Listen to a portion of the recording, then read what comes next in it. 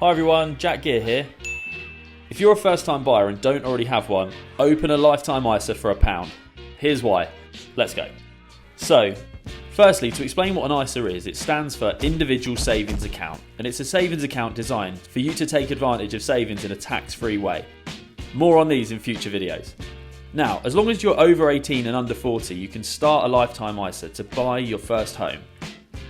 You can put in up to £4,000 per year, and as long as you make the first payment into your ISA before you're 40, the government will add a 25% bonus to your savings, up to a maximum of a £1,000 bonus per year. So if you put in £4,000, you receive £5,000 back.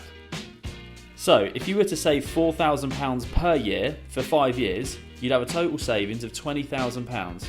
And when you come to buy your first home, the government are going to top this up by £5,000, 25% of the £20,000 that you've saved. Now, why open the ISA with £1? Well, it gets the clock ticking.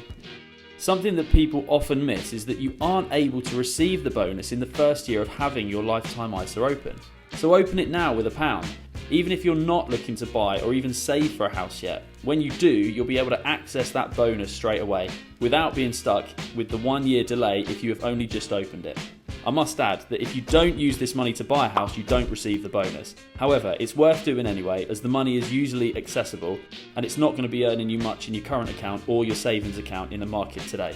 It's an absolute no-brainer, and if you don't already own a house, it's basically free money towards buying your first home if it's done correctly. There are plenty of other details involved with mortgages which we'll be covering off in future videos, so make sure you follow the page for more mortgage content.